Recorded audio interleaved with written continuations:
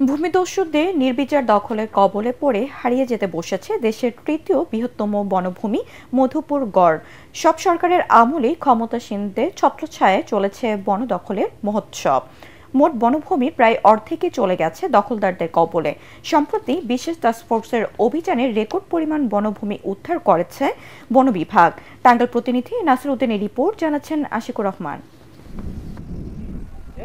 টাঙ্গাইলের মধুপুর গড়সহ ৯টি রেঞ্জের ৩৪টি বিটে বনভূমির মোট আয়তন ১,২২,৮৭৭ একর। স্বাধীনতার পর থেকে ধীরে ধীরে দখল হয়ে যায় প্রায় ৫২,০০০ একর বন। সবচেয়ে বেশি দখল হয় সখীপুর উপজেলায়। প্রভাবশালী ভূমিদস্যুদের দখলে থাকা বনভূমি উদ্ধারে গঠন করা হয় বিশেষ টাস্কফোর্স।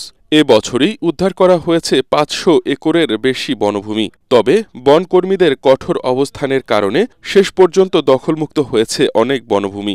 জমিটা বনায়ন করব নতুন, পরে আমরা ইচ্ছাকৃতভাবে ছেড়ে দিছি। এই জায়গাটা আমাদের ছিল, বন বিভাগ জায়গাটা নিয়ে নিছে।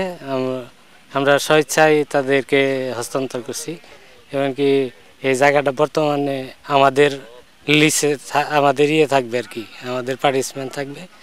আমরা সুবিধা সরকারও বুক করবো, আমরাও বুক করবো। জমিটা আমাদের এই হতিয়া রেঞ্জ কর্মকর্তা আমাদের সহযোগিতা চায়, আমরা তার সহযোগিতা করি। সহযোগিতার হিসাবে এখানে বনায়ন করতে সে সক্ষম হয়। মধুপুর গড়কে আগের অবস্থায় ফিরিয়ে আনতে কাজ করছে টাঙ্গাইল বন বিভাগ। ১৯৯ হেক্টর এলাকা আমাদের বনভূমি জবরদখল মুক্ত করেছি। এই যে জবরদখল মুক্ত করার যে অভিযান, সেটা কিন্তু আমাদের অব্যাহত থাকবে। আমরা হতেয়া রেঞ্জ, বহেরাতুলি রেঞ্জ, বাঁশতৈল রেঞ্জ এবং আমাদের যে ঘাটাইল রেঞ্জ, যে ধলাপাড়া রেঞ্জ আছে, এই 4টি রেঞ্জেই আমাদের এই জবরদখল উচ্ছেদ অভিযান অব্যাহত থাকবে। প্রাণ প্রকৃতি ফিরিয়ে আনতে মধুপুর গড়সহ আশপাশের জবরদখল হওয়া বনভূমি উদ্ধারের কোনো বিকল্প নেই, এমনটাই মনে করছেন পরিবেশবিদরা।